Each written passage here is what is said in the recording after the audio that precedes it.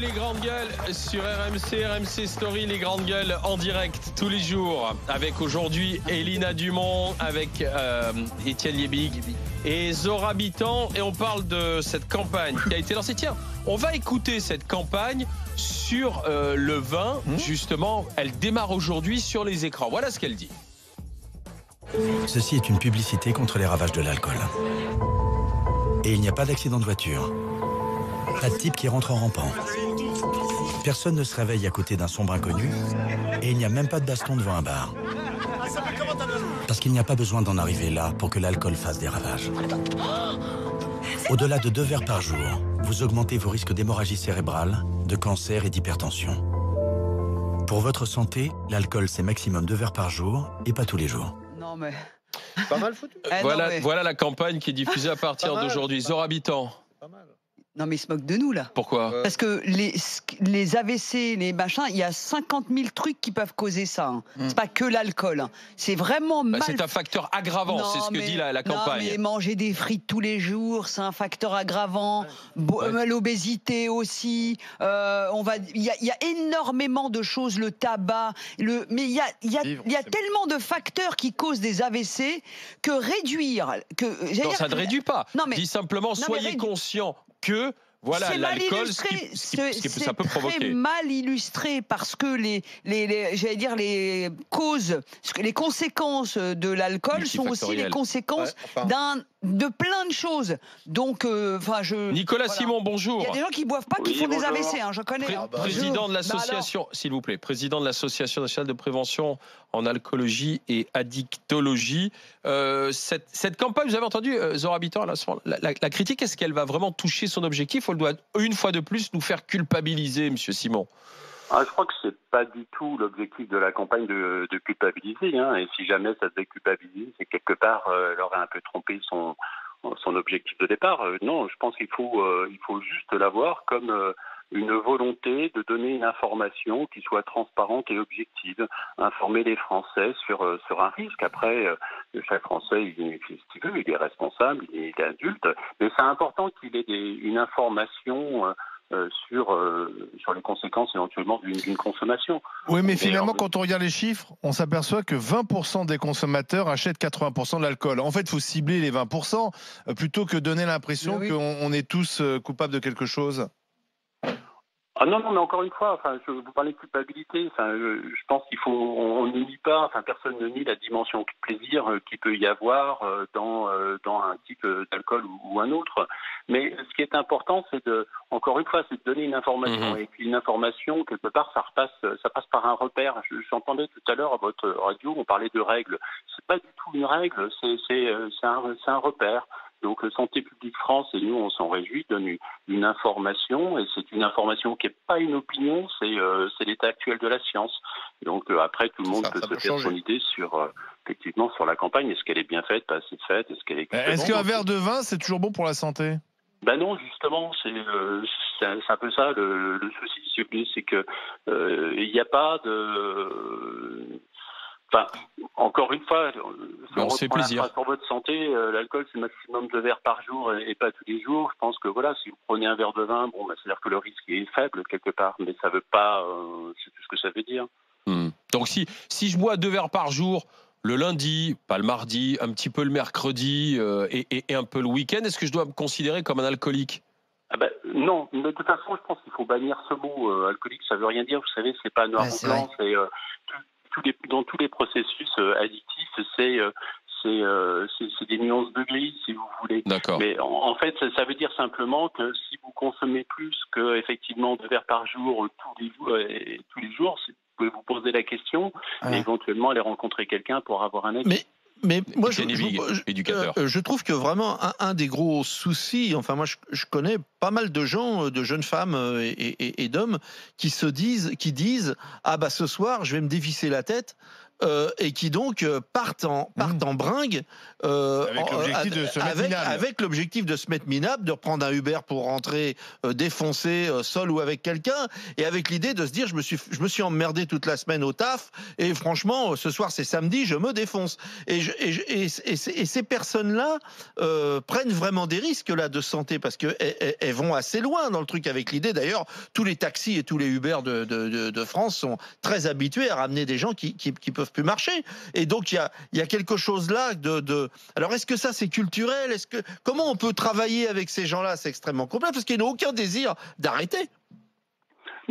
Travailler, c'est-à-dire après, il faut éventuellement les inciter à se poser des questions, à lui prendre un avis. Vous savez, consulter un addictologue, c'est pas avoir une leçon de morale, c'est d'avoir des repères, c'est de discuter, c'est quelqu'un qui se pose des questions, il peut avoir un certain nombre d'indications sur ce qu'il conviendra de faire. Après, le comportement... Enfin, je veux dire, jusqu'à une certaine limite, quelque part, chacun est capable de modifier son comportement. Après, justement, quand il y a un échappement, une perte du contrôle, là, on est vraiment dans une dépendance. Oui, sauf que la dépendance, ça peut être une fois par semaine quand même. Par rapport à ce qu'on dit de la dépendance qui serait... je me mets à trembler, parce que j'ai connu, moi, des gens qui se mettent à trembler au bout d'une heure et demie, qui n'ont pas bu, il faut qu'ils boivent une bière pour arrêter de trembler. Je l'ai connu. Faire un alcoolique. Voilà. Mais là, les gens qui se dévissent la tête une fois par semaine le samedi soir, ils boivent pas d'alcool pendant la semaine. Oui, c'est vrai. Mais c'est-à-dire qu'ils n'ont pas forcément une addiction, mais ils ont une consommation à risque. Voilà. Merci, Monsieur Simon, d'avoir été avec nous, président de l'Association nationale des préventions en alcoolologie et addictologie. Quelques réactions qui sont arrivées sur internet rmc.fr. C'est Lucia qui, elle, s'insurge en disant, elle a une histoire personnelle. Lucia, elle me dit, je suis dans une famille où il y avait un père violent, alcoolique, au vin. Elle me dit donc, aujourd'hui, quand j'entends dire que le vin, c'est culturel, que le vin, ça peut être bon pour la santé, que le vin, c'est sympa, c'est festif, ne laissez jamais une personne avoir une histoire, et elle me met d'amour, entre guillemets, comme ça, et culturelle avec le vin. Voilà ce qu'elle m'écrit. Voilà ce qu'elle m'écrit sur Internet. C'est l'histoire d'amour avec le vin. J'ai Joachim qui est avec nous. Bonjour. Oui, bonjour. Je me présente, je m'appelle Joachim, j'ai 47 ans. Je suis alcoolique. Et moi, je fais partie justement de ces gens qui tremblent dès les 6 heures du matin parce qu'ils sont en manque d'alcool, quoi. Donc, je voulais intervenir par rapport à ce qu'a dit Elena Dumont tout à l'heure. Derrière chaque bouteille d'alcool, il y a une histoire et surtout une souffrance. Je vous explique brièvement la situation. Ma mère s'est suicidée, j'avais 24 ans, à l'alcool et aux médicaments. Mon père est décédé d'alcool, d'un cancer en juillet 2017. Moi, ça a gâché ma vie complètement, tout ça. Donc là, j'ai pris la décision d'aller voir un addictologue. Donc j'ai rendez-vous le 9 avril avec un addictologue sur Montpellier. Vous buvez depuis combien de temps, du coup, Joachim? Combien d'années? Oui. Vous buvez depuis combien d'années? Je bois depuis... J'ai eu une période d'abstinence de 7 ans. Où je suis resté 7 ans. Je bois, on va dire depuis 20 ans, je bois environ, quoi. Et vous buvez quoi tous les jours? Je bois uniquement de la bière, et que de la bière à 5 degrés, pas de la 8,6. Vous avez quel âge? 47. J'ai 47 ans. Mais en quelle quantité, qu'on comprenne? La quantité, au début, quand j'ai repris, au bout de 7 ans d'abstinence, quand mon père est décédé, j'ai décidé de reprendre un verre, de reprendre une canette, quoi. Et petit à petit, je me suis aperçu que ma consommation s'accentuait. Et là, donc j'ai été voir un premier psychiatre qui m'a prescrit un traitement contre l'alcool. Mais le problème, c'est que en fait, on reproduit ce qu'on a vécu, quoi. Ça veut dire, ma mère s'est suicidée à coup d'alcool et à coup de médicaments, et moi, j'en suis arrivé à un point là où maintenant, je me mets à boire avec les médicaments pour l'alcool. Donc, ça devient dangereux. Et là, j'ai confiance. Vous savez que j'ai connu des personnes, monsieur, ils se sont retrouvés en fauteuil roulant. Suite au mélange de médicaments avec le... Il faut comprendre que je suis en souffrance. Enfin, c'est une souffrance qui est indescriptible. Bien sûr, c'est ça. Et qui a que en fait, cette situation-là, on s'endort. En fait, on veut oublier, quoi. On peut pas échapper au réel. voilà, moi j'ai trouvé cette voie-là pour l'instant, mais je ne me complais pas, je ne me plains pas, et je ne me complais pas dans mon histoire. La preuve, j'ai pris rendez-vous avec un addictologue en vue justement de me sortir de ce pétrin, parce que j'ai bien conscience, madame, qu'on termine avec des AVC, des problèmes pulmonaires, gastro, ça veut dire que là, vous nous... Enfin, voilà, je sais que l'alcool est dangereux, mais c'est une drogue dure, il faut le dire. C'est une drogue dure en vente libre. En vente libre. Elle est plus dangereuse. Enfin, après, c'est un autre plan que le cannabis pour moi. Bah oui, beaucoup plus dangereuse. Mais Joachim, là, j'espère que vous allez vous en sortir parce que vous avez pris rendez-vous avec un addictologue. Mais là, il est 10h30. Vous nous appelez pour témoigner dans les GG. Vous avez commencé à boire déjà depuis... Oui, depuis 6h ce matin. Et beaucoup de bière. Enfin, parce que Oui, je suis à ma 5e bière. D'accord. Bon courage à vous. Je suis tout à fait audible. Et le problème est justement, je suis alcoolique parce que j'ai besoin d'alcool pour être bien. Justement. Oui, bien sûr. Voilà le terme d'alcoolisme. L'alcoolique, c'est pas celui qui va boire un coup festivement dans le cadre d'un repas comme monsieur, je ne sais plus son prénom, enfin bref, il l'a dit tout à l'heure. Mais c'est quand la personne a besoin d'alcool pour être bien, pour pouvoir signer un chèque par exemple, sans trembler. Et puis voilà, quoi.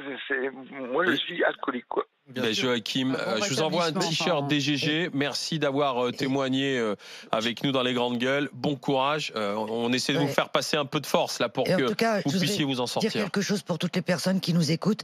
Sachez qu'en France, on peut se faire soigner gratuitement, ça faut le dire. Moi je connais plein de sans-abri qui ont eu des cures.